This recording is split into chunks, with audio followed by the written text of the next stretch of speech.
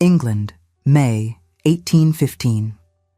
The morning light filtered through the narrow, diamond-paned windows of a modest stone cottage in Somerset.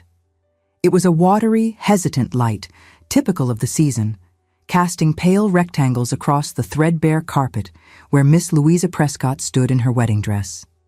The room smelled of lavender and old dust, a scent that had permeated Louisa's existence for as long as she could remember.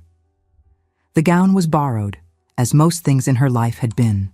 It had been altered hastily from a cousin's trousseau, pulled in at the waist and let out at the hips, with stitches that showed if one looked too closely.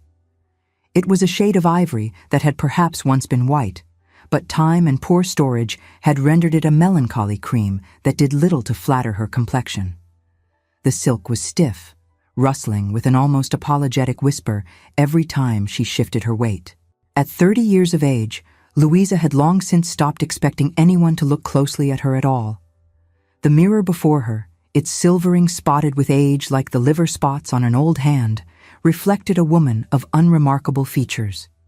She was neither beautiful nor ugly, simply forgettable. Her hair was the color of dried wheat, pulled back severely to hide its lack of luster, secured with pins that dug into her scalp. Her eyes were a muddy shade that could not decide between brown and green, framed by lashes that were too light to make an impact. Her figure was adequate, her posture resigned, her presence entirely dismissible. Society had rendered its verdict on Louisa Prescott years ago, and that verdict had been one of gentle, persistent indifference. Yet today, in a turn of events that had shocked the entire county and sent ripples of disbelief through the local gentry, she would become a viscountess. The absurdity of it still caught in her throat like a bone that refused to be swallowed. Her mother appeared in the doorway. Mrs. Agnes Prescott was a woman who had perfected the art of suffering visibly. She wore her widow's weeds like armor, a perpetual shield against joy.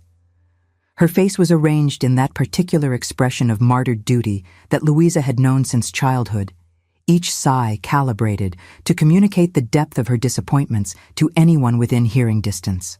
If stories of love that defy society's expectations move your heart, subscribe now and join us on this journey. You will not want to miss what happens next.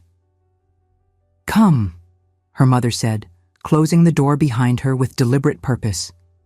"We must speak before the ceremony. The carriage will be here in 20 minutes, and there are things that must be said, things a mother must impart." Louisa turned from the mirror, her borrowed silk rustling softly against the floorboards. "Is something wrong, Mother?"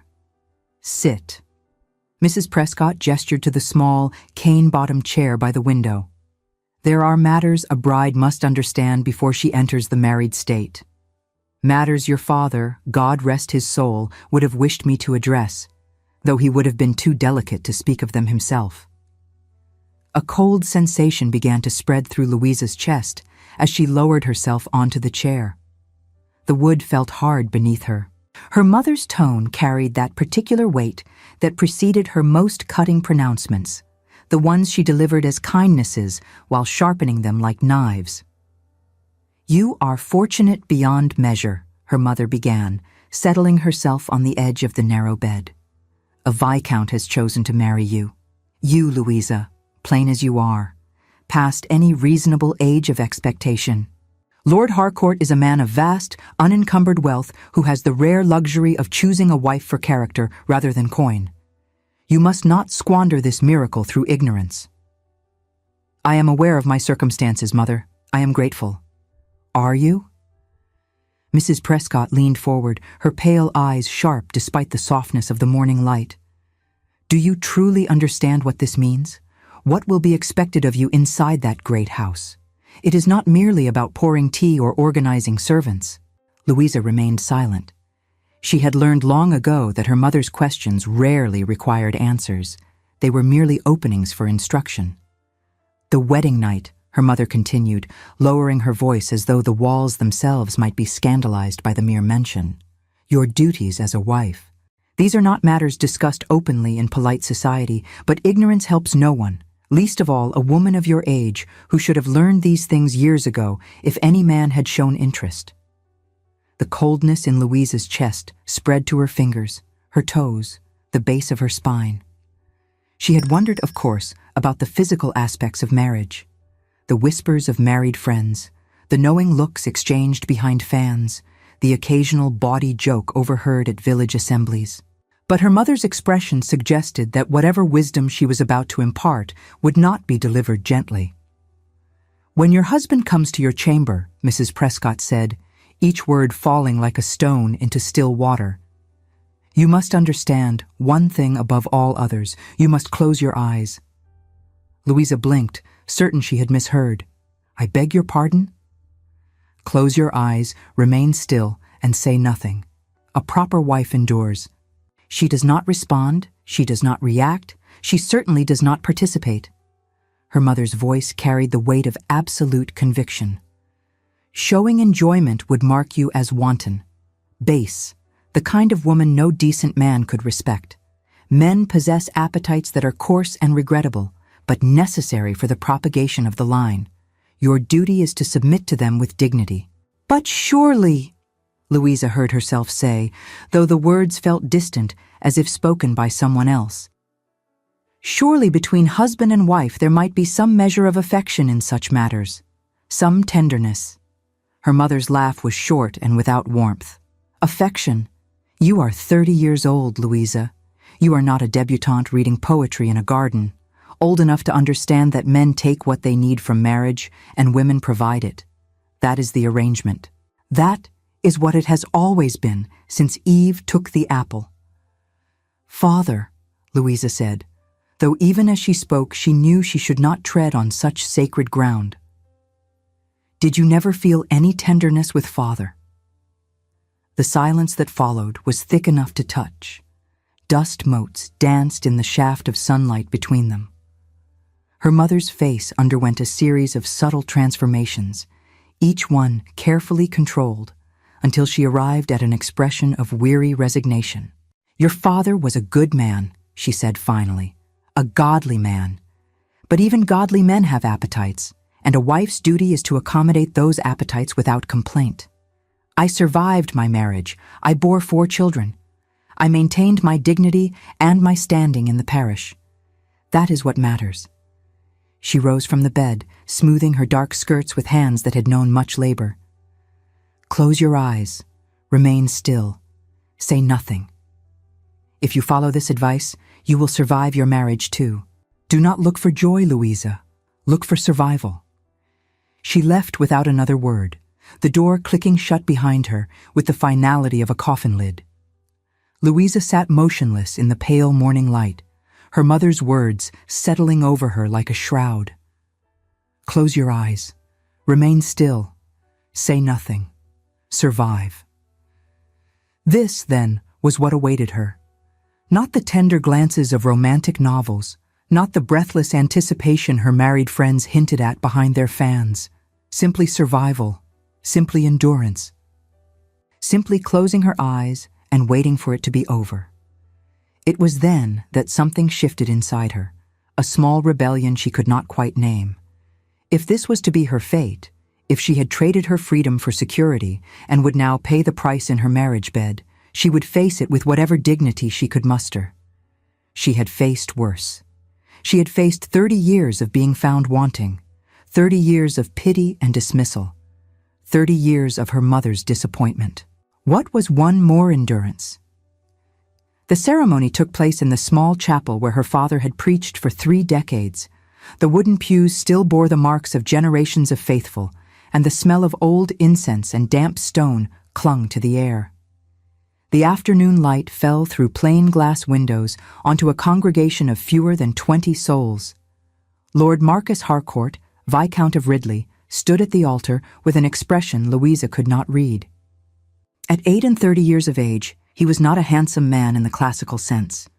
His features were too severe, his nose too aquiline, his bearing too rigid. But there was something in his dark eyes that suggested depths she had not yet plumbed. His first wife had died 2 years prior, a fact that the gossips of Somerset had thoroughly examined and found endlessly fascinating. The details varied depending on who told the tale, but the essence remained consistent. Lady Helena Harcourt had withered away, fading like a flower denied sunlight, and her husband had done nothing to prevent it. A cold man, they called him. A man incapable of warmth, of tenderness, of any emotion that might soften the granite of his countenance. A man who had buried his wife and retreated to his estate, emerging only when his need for an heir became too pressing to ignore. And now he had chosen Louisa Prescott, of all the women in England. The spinster daughter of a country reverend, a woman whose dowry consisted of a few £100 and whose prospects had evaporated years ago like morning mist. The match made no sense by any rational calculation, yet here she stood, about to speak vows that would bind her to this enigmatic stranger until death. The Reverend Mr. Whitfield, who had taken over her father's position 8 years prior, spoke the words of the ceremony with the mechanical efficiency of a man who had performed this ritual countless times. "Do you, Louisa, take this man to be your wedded husband?" Louisa responded when required, her voice steady despite the trembling in her hands. "I do." Beside her, Lord Harcourt's voice was low and measured, revealing nothing as he recited his own promises. When he took her hand to place the ring upon her finger, his skin was cool to the touch. The gold band felt heavy, a weight that would now sit upon her hand for the rest of her days. When it was done, when the register had been signed and the witnesses had offered their tepid congratulations, Louisa found herself walking down the aisle on the arm of her husband. Her husband. The word felt foreign in her mind, like a garment that did not quite fit. The wedding breakfast was a modest affair held at the cottage, attended by her mother, her married sister Dorothea and her husband, and a handful of neighbors who had known Louisa since childhood. The two gentlemen who had accompanied Lord Harcourt from his estate, Mr. Everard Blackwell and Sir Philip Crane, seemed vaguely uncomfortable in the cramped dining room. They stooped slightly under the low beams, their London polish conspicuously out of place among the worn furnishings and faded wallpaper. Louisa moved through the meal as though observing herself from a great distance. She smiled when smiles were expected, nodded when nods were required, and consumed nothing but a few sips of wine that tasted like vinegar on her tongue. Her mother watched her from across the table with an expression of grim satisfaction, as though seeing her least favored daughter finally dispatched to her proper fate. It was late afternoon when the carriage finally carried them away from her mother's house, away from everything Louisa had known, toward a future she could not imagine. Ridley Manor lay 6 hours distant, and the journey would be conducted in silence. Husband and wife sat on opposite benches of the well-sprung vehicle. Outside, the familiar landscape of her childhood began to recede. The modest cottages and narrow lanes of her village gave way to rolling hills and dense woodlands she did not recognize. The sky bruised purple and gray as evening approached, casting long shadows across the cabin of the carriage. The Viscount had barely spoken to her all day. His few words had been courteous but distant, the conversation of strangers who happened to find themselves sharing a conveyance. Louisa stole a glance at him. He was reading a small leather-bound book, or pretending to, his gaze fixed on the pages with an intensity that suggested his mind was elsewhere. Louisa supposed she should attempt to remedy this silence. She should make some effort at connection with the man who now held legal dominion over every aspect of her existence. But her mother's words sat heavy in her chest, choking off any attempt at speech. Close your eyes. Remain still. Say nothing. The sun was setting when Ridley Manor came into view, its honey-colored stone glowing gold in the dying light. It was larger than Louisa had imagined, grander by far than anything in her experience. Wings stretched outward like welcoming arms, and gardens seemed to flow endlessly into the surrounding parkland. Fountains played in the twilight, and the sheer scale of the estate made Louisa feel smaller than she ever had in the vicarage. This was to be her home. This vast, beautiful, terrifying place. Servants lined the entrance hall to greet their new mistress, a dizzying array of faces and titles that Louisa knew she would never remember. The housekeeper, Mrs. Drummond, was a stern woman of middle years who surveyed Louisa with barely concealed skepticism, her eyes taking in the altered wedding dress with a critical flicker. The butler, Thorne, maintained a mask of professional neutrality that revealed nothing. Footmen and maids curtsied and bowed in choreographed precision, and through it all, Lord Harcourt stood beside her with his hand barely touching her elbow, a proprietary gesture that somehow emphasized the distance between them. The evening meal was served in a dining room large enough to seat 40, the two of them positioned at either end of a table that might as well have been an ocean. The room was lit by 100 candles that reflected in the polished mahogany. They ate in near silence, the clink of silverware against porcelain the only punctuation to the emptiness. Louisa pushed a piece of pheasant around her plate, her appetite having vanished miles ago. When the final course had been cleared, Lord Harcourt rose from his chair. The movement seemed loud in the quiet room. "You must be fatigued from the journey," he said, his voice carrying the length of the room with careful neutrality. "Mrs. Drummond will show you to your chambers." Louisa nodded, not trusting her voice. This was it, then, the moment she had dreaded since her mother's words that morning. She would retire to her chambers, she would prepare herself as best she could, and she would wait for her husband to claim his marital rights. Close your eyes, remain still, say nothing. Her chambers were beautiful, decorated in shades of rose and cream that spoke of feminine elegance. A fire blazed in the hearth, casting dancing shadows across the carpet. A maid named Polly helped her undress, brushing out her hair until it fell in waves across her shoulders, and dressed her in a nightgown of white lawn so fine it felt like wearing air. Then Polly departed, and Louisa was alone. She sat on the edge of the massive bed, her hands clasped in her lap until her knuckles turned white. She waited. Minutes passed, stretching into an eternity of anticipation. The fire crackled and popped. Somewhere in the house, a clock chimed 10 times. Still, she waited. The knock, when it came, was soft, almost hesitant. "Enter," she said, and was surprised by how steady her voice sounded. Lord Harcourt stepped through the connecting door, wearing a dressing gown of dark blue silk that made his features seem even more severe. He carried no candle, relying on the firelight that painted half his face in gold and left the other half in shadow. For a long moment, he simply looked at her, his dark eyes unreadable. Then he crossed the room to where she sat, and Louisa felt every muscle in her body tense in preparation. She forced her breathing to remain even. Close your eyes, remain still. Say nothing. But Lord Harcourt did not reach for her. Instead, he stopped several feet away, keeping a respectful distance. When he spoke, his voice was gentler than she had ever heard it. "Lady Harcourt," he said, "Louisa, I need you to hear something before we proceed." She looked up at him, confusion cutting through her fear. This was not what she had expected. This was not what her mother had described. He took a breath, and she saw something flicker across his features that might have been pain. "Your comfort matters first. Always. We need to talk before anything else." 5 words. 5 simple words that shattered everything Louisa thought she knew about marriage, about men, about her own future. Your comfort matters first. She stared at him, unable to form a response. In all her 30 years, in all the conversations she had overheard, all the advice she had been given, no one had ever suggested that her comfort might matter at all. Lord Harcourt lowered himself into a chair near the fire, maintaining the careful distance between them. "I must tell you something," he said. "Something about my first marriage.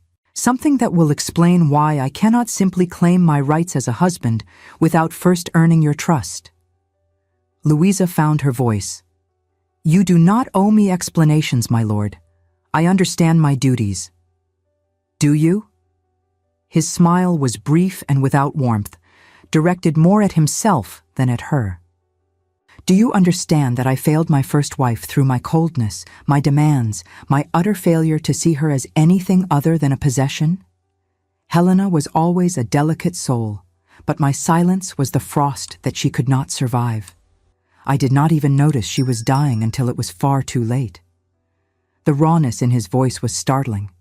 This was not the cold, distant man the gossips had described. This was a man haunted by his failures, broken open by guilt he could not escape. She never trusted me enough to speak of her suffering, he continued. I gave her no reason to trust me. I took what I wanted, when I wanted it, because the law gave me that right. I never once asked what she wanted, what she needed, what might bring her pleasure rather than pain. I cannot undo a single moment of the damage I caused. Louisa felt something shift in her chest, a loosening of the tight knot that had formed there since her mother's words that morning. Why are you telling me this? Because I swore an oath when they lowered Helena into the ground. I swore that if I ever married again, it would be different, that I would never again treat a wife as property to be used. He leaned forward, his dark eyes finding hers in the firelight. True intimacy cannot be taken. It must be built. Trust must be earned, not demanded. I do not understand, Louisa said, though something in her was beginning to understand very well indeed. When we share physical intimacy, Lord Harcourt said, it will be because you desire it, because it brings you pleasure, not because you are surviving an ordeal. Your body belongs to you, Louisa, not to me, not to the law, not to the expectations of society. She could not speak. The words would not come. I propose, he continued, that we spend the coming weeks learning one another, building friendship first. Trust must come before anything else, and trust requires time. Time and patience and genuine care. You would wait? She heard herself ask. You would wait for me? I would wait forever if that was what you needed. His voice was absolute in its certainty. I will not be the man I was. I cannot undo the damage I did to Helena, but I can ensure I never inflict such damage again. Louisa felt tears prickling at her eyes, though whether from relief or confusion or some emotion she could not name, she could not tell. Everything her mother had told her, everything she had believed about marriage, about men, about her own place in the world, was crumbling like sand castles before the tide. I do not know what to say, she admitted. Lord Harcourt rose from his chair. Say nothing tonight. Sleep on what I have told you. Tomorrow, if you are willing, we might walk in the gardens and begin to know one another as people rather than as roles to be performed. He moved toward the connecting door, and something in Louisa propelled her to speak. My lord, she said, Marcus. He paused, looking back at her with that unreadable expression. Thank you, she said. I do not know if I can become what you hope, but thank you for giving me the choice. Something softened in his features, a crack in the granite that allowed a glimpse of the man beneath. Good night, Louisa. Sleep well. The door closed behind him, and Louisa found herself alone in the rose-colored chamber, her world entirely transformed. The days that followed were unlike anything Louisa had imagined. They were days of quiet discovery, of gentle overtures and slow awakenings.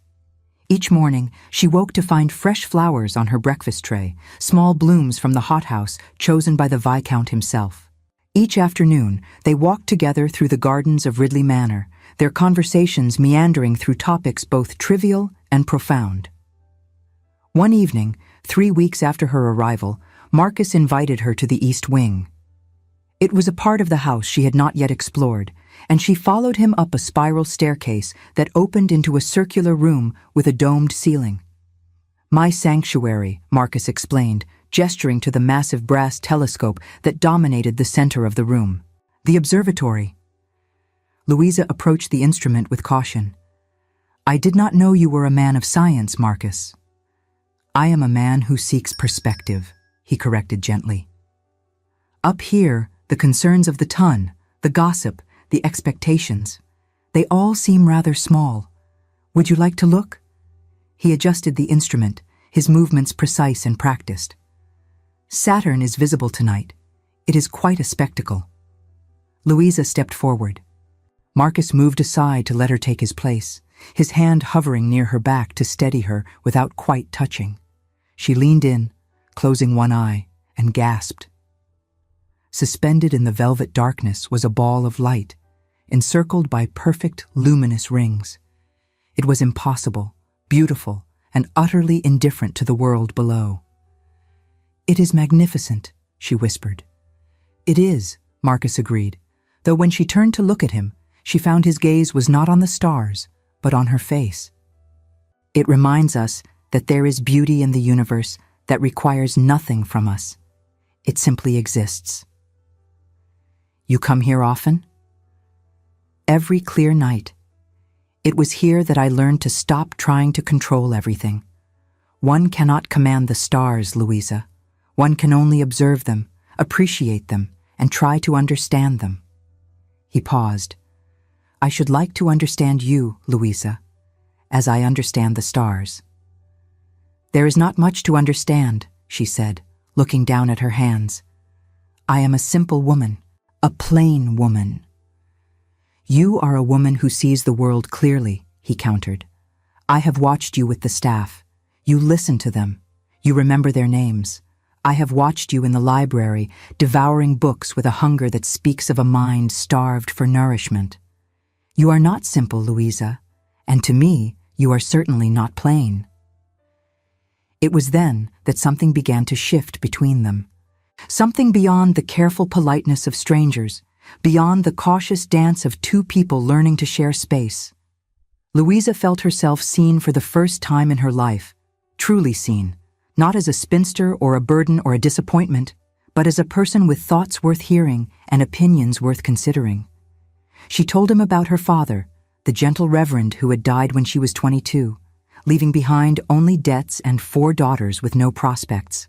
She told him about her dreams of education, how she had longed to attend lectures and study languages, but had been forced instead to learn the accomplishments deemed suitable for women of her station. "You have opinions," Marcus observed one afternoon as they sat in the library, rain streaking the tall windows. "Strong opinions that you have learned to suppress." Louisa looked up from the book she had been pretending to read. "A woman's opinions are rarely welcomed, my lord." "Marcus," he corrected gently, "and in this house your opinions are not merely welcomed. They are valued."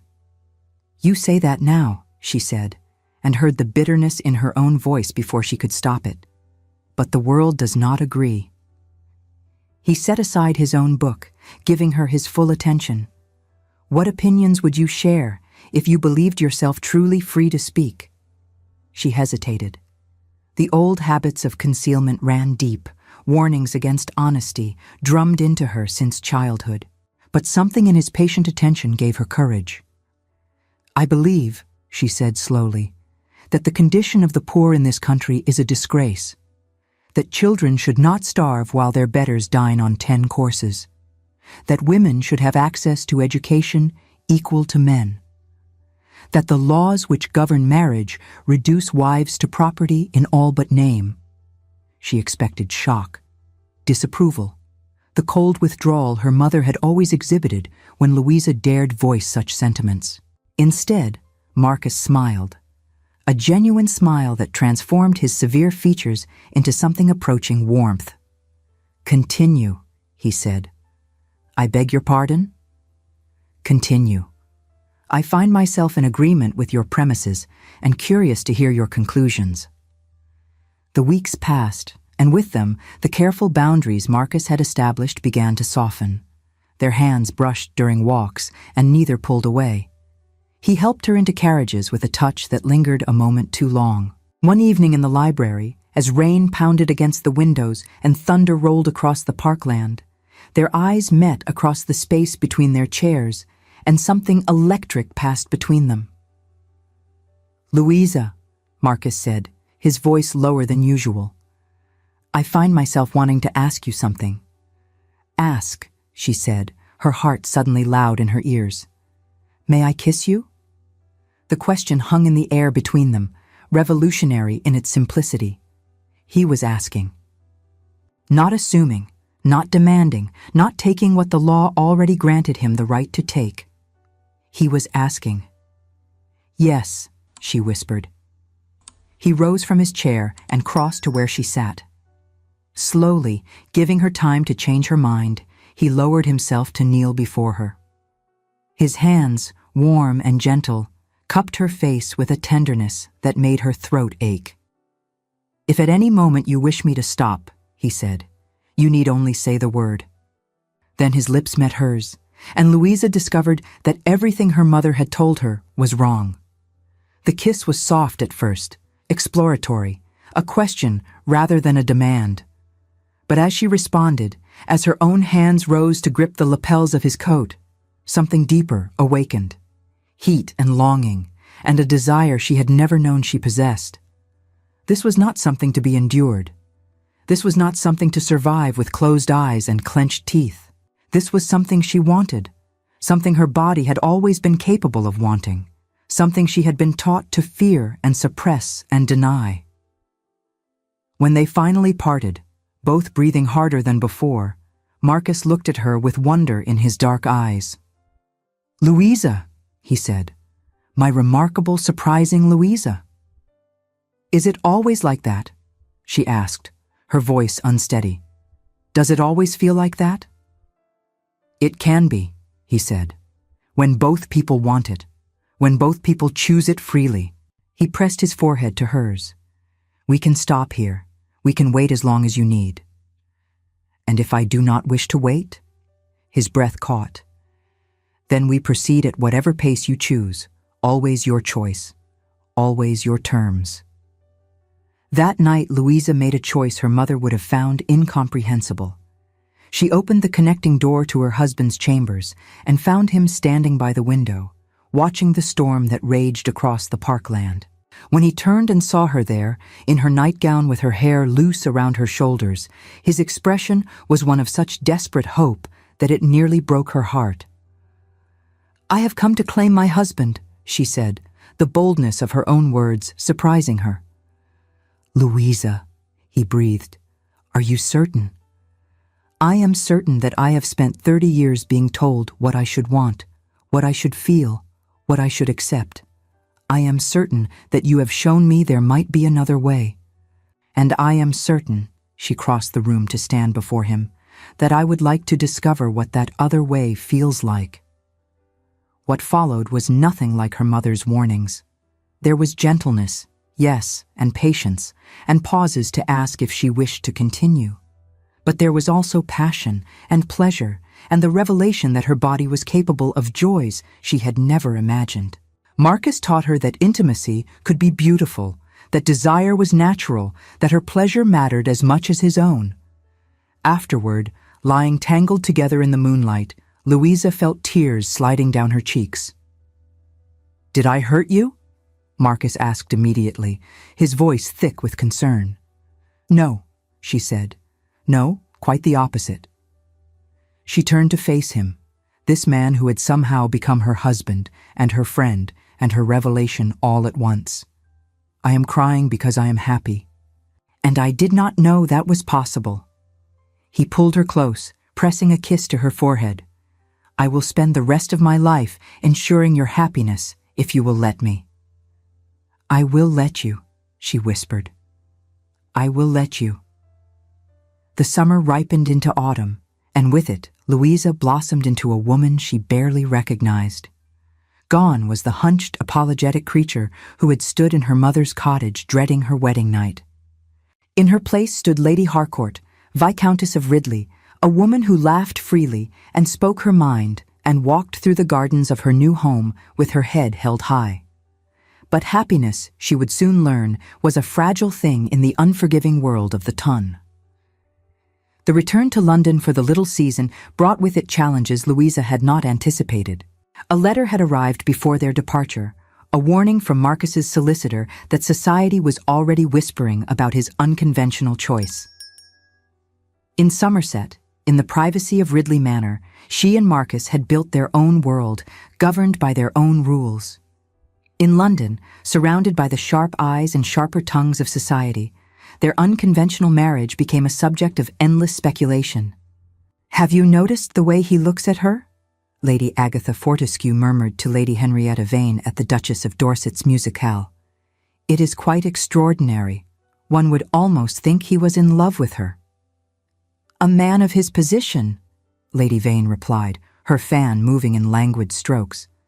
"Married to that plain creature? It cannot last. These infatuations never do. I heard he consults her on estate matters, asks her opinion as though it held weight. Peculiar indeed. Perhaps she has bewitched him somehow. Countrywomen have their ways." The whispers followed Louisa through every drawing room, every ballroom, every gathering where society deigned to acknowledge her existence. She learned to identify the particular quality of silence that fell when she entered a room, the sidelong glances, the hastily concealed smirks.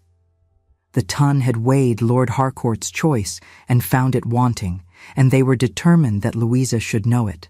One evening, at a musicale hosted by the Countess of Rochford, Louisa found herself trapped in an alcove near the refreshment table, surrounded by matrons who seemed to have forgotten that walls had ears.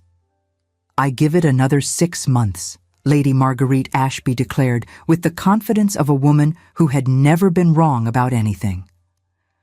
"A year at most. He will tire of his charity case bride and seek appropriate companionship elsewhere." Men always do they not? Especially men who could have had anyone. "Quite so," agreed Mrs. Octavia Selwyn. "Poor thing, she must know it cannot last. How disappointing it will be for her when reality intrudes upon her little fantasy." "One almost pities her," Lady Ashby continued, raised above her station only to be reminded of her inadequacy at every turn. "Though I suppose she has had a taste of comfort. That is more than plain spinsters usually achieve." The words struck Louisa like physical blows. She pressed herself against the wall of the alcove, willing herself invisible, her eyes burning with unshed tears. Her mother's voice echoed in her mind, mingling with these new cruelties. Plain, inadequate, a charity case, a fantasy that could not last. What if they were right? What if Marcus's attentiveness, his tenderness, his apparent devotion was simply a temporary madness? What if he woke one day to find himself shackled to a woman who could not compare to the beauties of the Ton, a woman who should have been grateful for any attention at all? "Close your eyes. Remain still. Say nothing." Her mother's words, which had faded to whispers over the golden months at Ridley Manor, returned with renewed force. Perhaps this was how she should have behaved all along. Perhaps in allowing herself to hope, to want, to expect, she had set herself up for a fall far more devastating than the quiet endurance she had been raised to accept. Louisa straightened her spine, smoothed her sapphire silk skirts, and forced herself to leave the alcove. She sought out Marcus in the main ballroom, but the seed of doubt had been planted, and it had already begun to sprout roots. The change in her was gradual enough that Marcus might not have noticed if he had been the man he was before. But he had become attuned to her, sensitive to the subtle shifts in her mood, the tightening of her shoulders, the dimming of the light in her eyes. It began with small withdrawals. She no longer initiated their conversations in the library. She no longer reached for his hand during their walks. When he came to her chambers, she received him with the same willingness she had shown before, but there was a distance in her responses, a closing off that had not been there before. And then, one night, he saw it. The moment when Louisa closed her eyes, when her body went still beneath his, when she seemed to retreat to some inner place where he could not follow. He stopped immediately, pulling back to look at her face. "Louisa," he said, and his voice came out rougher than he intended. "Louisa, look at me." Her eyes opened, but there was a blankness in them that made his blood run cold. "What is wrong?" he asked. "What has happened?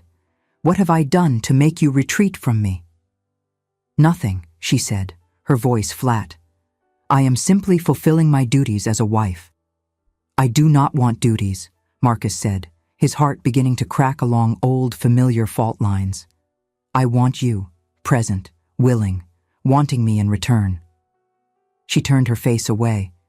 Perhaps wanting is more than someone like me should expect. He sat up, fear and frustration warring in his chest. What are you talking about? What has changed? 2 weeks ago you came to me with fire in your eyes, and now you lie beneath me like a corpse waiting to be buried. Tell me what happened. The musicale, she whispered, and something in her voice made him want to tear the world apart. The things they said, the things they are all saying. Who? The word came out harsh. What did they say? That you will tire of me, that this is a temporary madness, that men like you always seek appropriate companionship in the end, and plain spinsters should be grateful for whatever crumbs they receive. Marcus felt the fury building in him, a white-hot rage directed at a society that could be so casually cruel, so determinedly destructive. But beneath the rage was something worse, fear, because he recognized this. He had seen this before, this retreat, this closing off. He had watched Helena fade this exact way, and he had done nothing to stop it. He would not make that mistake again. "Louisa," he said, and he poured every ounce of conviction he possessed into the words. "Look at me, please." She turned her head slowly, her eyes meeting his in the candlelight. "Your mother was wrong," he said. "Society is wrong. You are not a charity case. You are not a temporary madness. You are the most remarkable woman I have ever known, and I will spend the rest of my life proving that to you if that is what it takes." "How can you be certain?" Her voice cracked on the question. "How can anyone be certain of anything?" "Because I know myself," he said. "I know that before you, I was a man who thought himself incapable of love. I know that you have challenged me, changed me, made me into someone I actually want to be. I know that the thought of losing you, of watching you fade the way Helena faded, is more terrifying than any fate I can imagine." Tears were sliding down her cheeks now, and he reached out to wipe them away. "The gossips and the matrons can say whatever they wish," he continued. "Their words have no power unless we grant them power. And I refuse. I refuse to let their poison destroy what we have built." "I am afraid," Louisa admitted, the words coming out in a rush. "I am afraid that one day you will see me the way they see me, plain, inadequate, not enough. Then I will prove to you every day that you are more than enough. I will prove it until you believe it. I will prove it until you no longer need my reassurance, because you have found that certainty within yourself." She reached for him then, her arms wrapping around him with a desperation that spoke of all her fears and all her hopes tangled together. And Marcus held her, this woman who had somehow become the center of his world, and swore silently that he would burn society to the ground before he let it destroy her. The following week, Lord and Lady Harcourt hosted a grand ball at their London townhouse. The invitation had gone out to every significant family of the ton, and the curiosity alone ensured that few would decline. Here, at last, would be the opportunity to observe this peculiar marriage up close, to find the cracks in the facade, to confirm all the whispers and suspicions. Louisa dressed for battle, though only Marcus knew it was a battle at all. Her gown was the finest she had ever worn, a deep sapphire silk that brought out the green in her eyes and flattered the figure she had been taught to consider inadequate. Her hair was dressed with pearls and sapphires, and around her throat hung the Harcourt diamonds that Marcus had presented to her that afternoon. "You are magnificent," he told her as they stood together before the ballroom doors. "Remember that. Whatever they say, whatever they do, you are magnificent." "I am terrified," she admitted. "Good.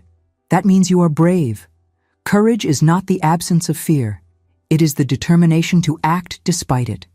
The ballroom was a dazzling confection of candlelight and silk, crystal chandeliers casting rainbows across the polished floor, hothouse flowers perfuming the air with their exotic sweetness. Society had turned out in force, and every eye tracked the progress of Lord and Lady Harcourt as they made their way through the receiving line. Louisa smiled until her face ached. She exchanged pleasantries with women who had mocked her behind her back, accepted compliments from men who clearly found her beneath notice. Through it all, Marcus remained at her side, his hand warm at the small of her back, his presence a constant reassurance. The orchestra began to play a waltz, a daring dance that had only recently gained acceptance. Marcus bowed to her. "May I have this dance, Lady Harcourt?"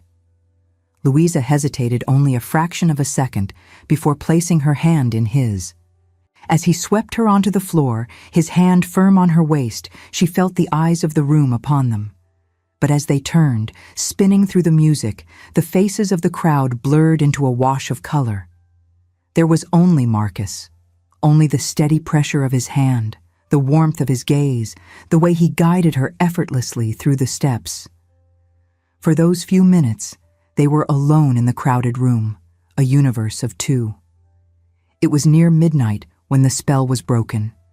Lady Cordelia Blackwell made her move. Lady Cordelia was everything Louisa was not. Young, beautiful, accomplished, with a fortune to match her face and a pedigree that stretched back to the conquest.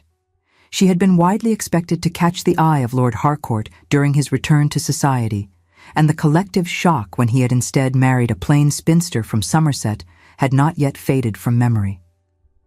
She approached them where they stood near the orchestra, her smile as sharp as cut glass. "Lord Harcourt," she said, her voice carrying just far enough to be heard by those nearby. "What a charming evening. Your wife has done remarkably well, considering." "Considering what, Lady Cordelia?" Marcus's voice was pleasant, but Louisa could feel the tension in his arm where it pressed against her own. "Oh, you know." Lady Cordelia's laugh was a delicate tinkle that somehow managed to convey contempt. "Considering her inexperience with entertainments of this scale, country vicarages do not typically prepare one for the demands of society." "My wife is more than capable of meeting any demand society might present, Lady Cordelia," Marcus replied with ice-cold politeness. "Indeed, I find society's demands rather trivial compared to the standards she sets for herself." Lady Cordelia's smile tightened almost imperceptibly. "How gallant you are, my lord. How protective of your little country bride." She turned her attention to Louisa, her eyes sweeping over her with calculated assessment. "Tell me, Lady Harcourt, do you ever wonder why a man of Lord Harcourt's position chose you? One hears such interesting theories." Louisa felt her heart begin to pound, but something in Marcus's steady presence gave her strength to respond. "I confess I do not spend much time on theories, Lady Cordelia," Louisa replied, her tone perfectly formal. "I find reality far more interesting." "Indeed?" Lady Cordelia's eyebrows rose. "And what does reality tell you?" "That I am married to a good man who sees me clearly and values what he sees. I require no other explanation." A murmur rippled through the nearby guests. Lady Cordelia's smile became fixed, and Louisa could see the calculation behind her eyes, the decision to escalate. "What a charming sentiment," Lady Cordelia said, "though I wonder if such confidence is entirely warranted. After all, we all remember Lady Helena, such a fragile creature. One worries that Lord Harcourt might have a type, as it were. Women who require rather more reassurance than they can ultimately find." The ballroom fell silent. The words hung in the air like poison, their implication clear. Helena had faded and died under Marcus's care.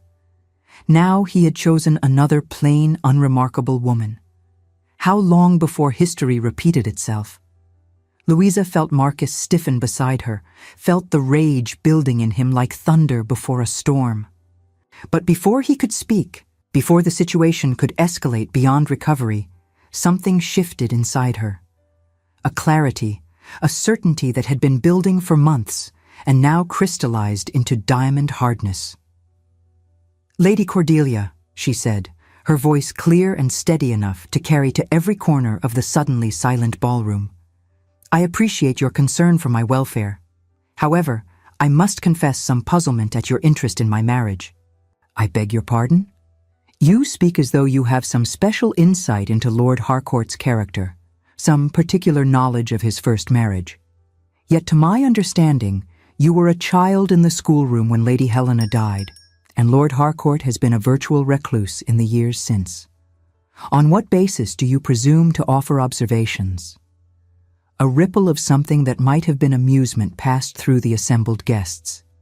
Lady Cordelia's cheeks flushed. I merely express the concerns of society at large, she said, her voice losing some of its velvet smoothness. Ah, then you speak for society, Lady Cordelia. Louisa smiled and found that she meant it. How exhausting that must be. To carry the weight of everyone's opinions, to give voice to whispers that others lack the courage to speak aloud. I do not envy you the burden. Marcus spoke then, his voice cutting through the tension like a blade through silk. Lady Cordelia, I thank you for your attendance this evening. I am sure you will understand when I say that my wife and I have many guests to attend to and cannot spare more time for this particular conversation. It was a dismissal, polite in form, but devastating in execution. Lady Cordelia had been publicly handled, managed, set aside like a minor inconvenience. Her face went white, then red, and she retreated into the crowd with what dignity she could muster. But Marcus was not finished. He stepped forward, releasing Louisa's arm, and raised his voice so that everyone in the ballroom could hear. If I might have your attention for a moment, he said. The orchestra fell silent. The dancers stilled. Every eye in the room turned to the Viscount of Ridley.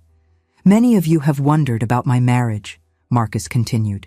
You have whispered and speculated and formed your theories. Allow me to put those theories to rest. Louisa's heart hammered in her chest. She had no idea what he was about to say, and from the expressions around her, neither did anyone else. I chose Louisa Prescott to be my wife because she is, quite simply, the finest person I have ever known. Not the most beautiful by society's cramped standards, perhaps. Not the wealthiest, nor the most accomplished in the arts we deem fashionable, but the most intelligent, the most compassionate, the most worthy of respect and admiration. A murmur swept through the crowd. Marcus raised his hand for silence. Furthermore, I wish to announce that Lady Harcourt will be establishing a charitable foundation in her name, dedicated to the education of poor children in our district. It is a cause close to her heart, and it will bear her vision, her values, her extraordinary capacity for seeing worth where others see only inconvenience. He turned to face her then, his dark eyes bright with something that made her breath catch. To my wife, he said, raising the glass of champagne a footman had hastily pressed into his hand. Whose intelligence challenges me, whose compassion inspires me, whose partnership has taught me that true happiness comes not from dominance, but from equality. Anyone who disrespects the Viscountess of Ridley disrespects me, and will find themselves no longer welcome in any establishment over which I hold influence. The ballroom erupted into applause, though whether from genuine appreciation or self-preservation, Louisa could not tell. She found herself surrounded by well-wishers, their expressions transformed from speculation to something approaching respect. Lady Cordelia had vanished entirely, and no one seemed inclined to mention her name. Later, in the carriage returning to their townhouse, Marcus took her hand in his. Was that too much? He asked. I could not bear another moment of watching them circle you like wolves. Louisa laughed, a sound of pure, surprised joy. It was extraordinary, terrifying and wonderful all at once. She sobered slightly. You did not need to defend me so publicly. Yes, he said, I did. Not because you could not defend yourself. You proved tonight that you are more than capable of handling Lady Cordelia and anyone like her. But because the world needs to know where I stand. They needed to hear it spoken aloud, without ambiguity, without room for interpretation. And where do you stand? She asked, though she already knew the answer. With you, he said simply. Always with you. The season drew to a close, and with it came a journey that Louisa had been dreading since she first realized it must be made.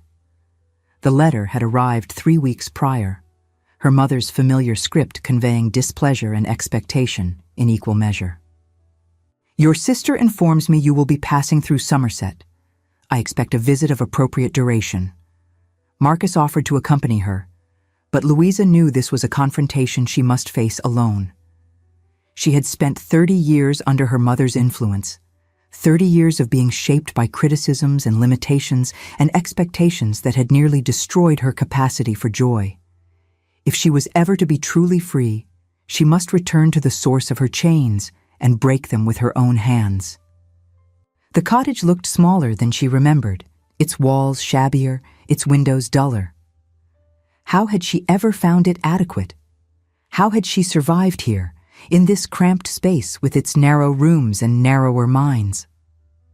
Her mother received her in the front parlor, her expression one of careful neutrality that did not quite mask the calculation beneath. "Louisa," she said, "you look well." "I am well, Mother, better than I have ever been." Indeed, her mother's eyes swept over her, taking in the fine fabric of her traveling dress, the elegant arrangement of her hair, the quiet confidence in her bearing. "Marriage agrees with you, it seems." "It does." Louisa took a seat without waiting to be invited, a small rebellion that did not go unnoticed. "Marcus is a good man, better than I ever dared hope for." "A viscountess." Her mother's voice was flat. "My plain daughter, a viscountess." One wonders what he was thinking. "He was thinking," Louisa said, her voice steady, "that I have worth beyond my face, that my mind is interesting, my opinions valuable, my company a pleasure rather than a burden." "Pretty words. I wonder how long they will last." "They will last because they are true, Mother, and that is what I came here to tell you." Louisa leaned forward, meeting her mother's pale eyes without flinching. "The advice you gave me on my wedding day was wrong." Her mother's face tightened. "I beg your pardon?" "Close your eyes. Remain still. Say nothing." Louisa spoke the words as though reciting a curse. "You told me that was what marriage required, that endurance was the best a woman could hope for, that pleasure was shameful and desire was base." "I told you the truth," her mother said, her voice rising. "I told you what every mother should tell her daughter. I prepared you for reality." "You prepared me for your reality," Louisa replied. "A reality built on your own unhappiness, your own loveless marriage, your own conviction that suffering was all a woman could expect. But your reality is not mine, Mother. It does not have to be anyone's." "How dare you?" Her mother rose from her chair, her body rigid with outrage. "How dare you come into my home and speak to me of suffering? I gave you life. I raised you as best I could. I secured you a position far above anything you deserved." "Yes," Louisa said. "You raised me to believe I deserved nothing. You raised me to be grateful for crumbs. You raised me to close my eyes and endure, to suppress every natural desire, to consider my own pleasure shameful." She stood as well, facing her mother across the cramped parlor. "But you were wrong. Marriage can be a partnership. Intimacy can be beautiful. Women deserve desire and joy, not merely tolerance." "Scandalous," her mother hissed. "Corrupting ideas. That man has filled your head with improper notions. That man has opened my eyes to what is possible.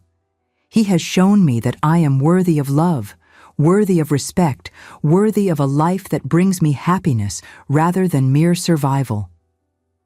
Louisa felt tears threatening, but refused to let them fall. "I am sorry you never experienced what I have found, Mother.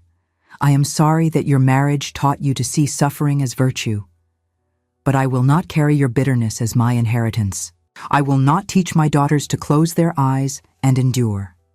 I will teach them that they deserve partnerships built on respect and care, that their pleasure matters, that their bodies and their desires are their own." Her mother's face had gone white.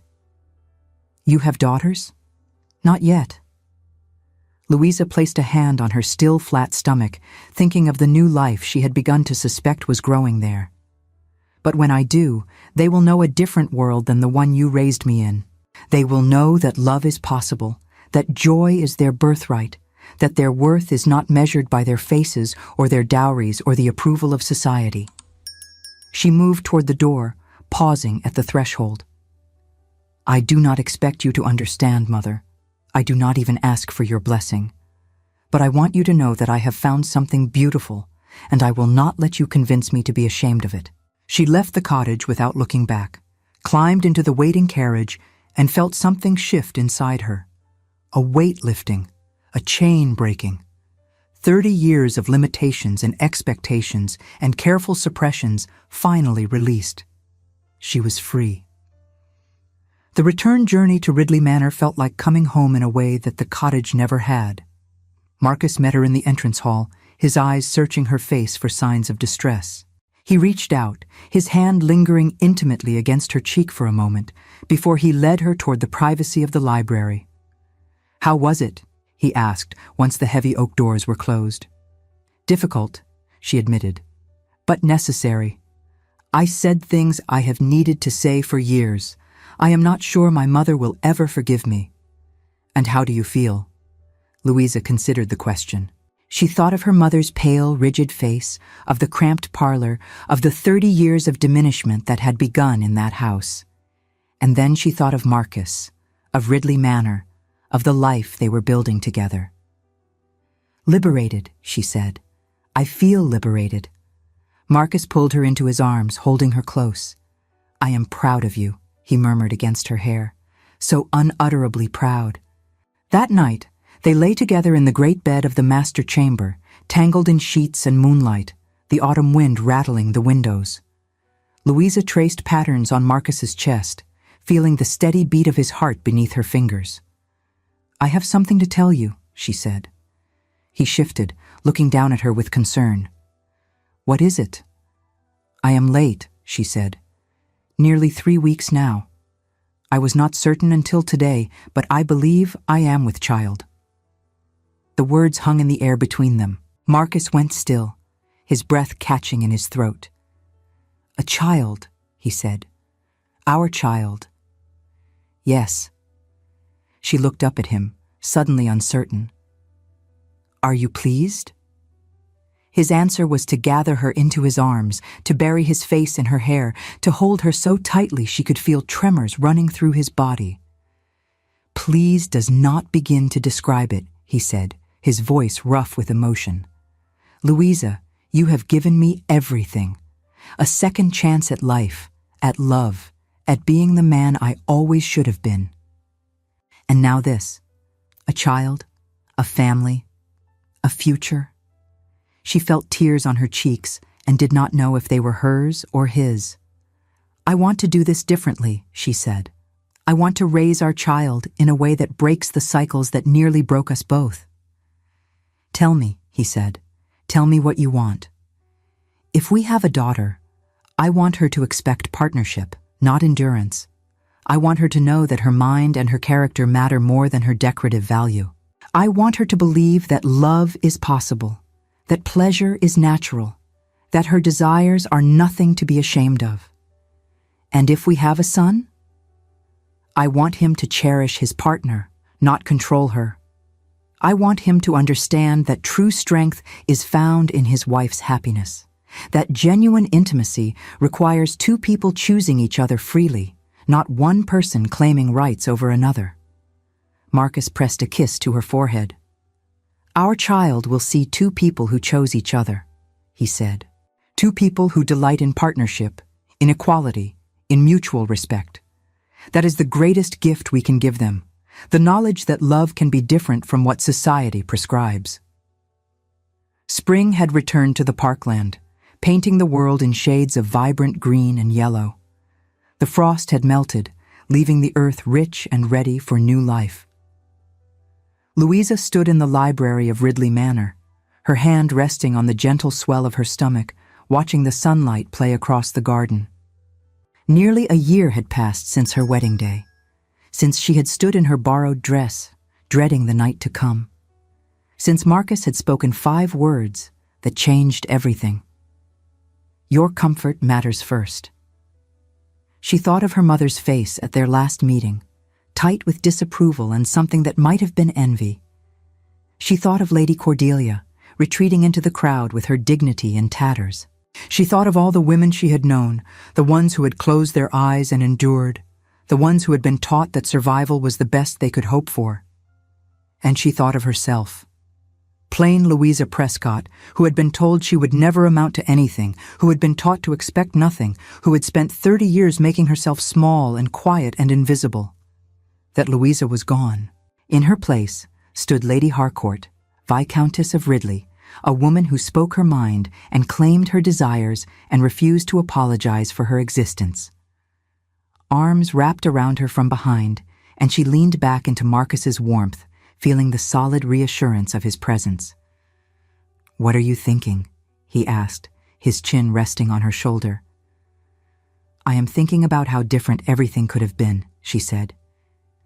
"If you had treated me the way society expected, if you had claimed your rights without regard for my feelings, if I had closed my eyes and endured as my mother taught me."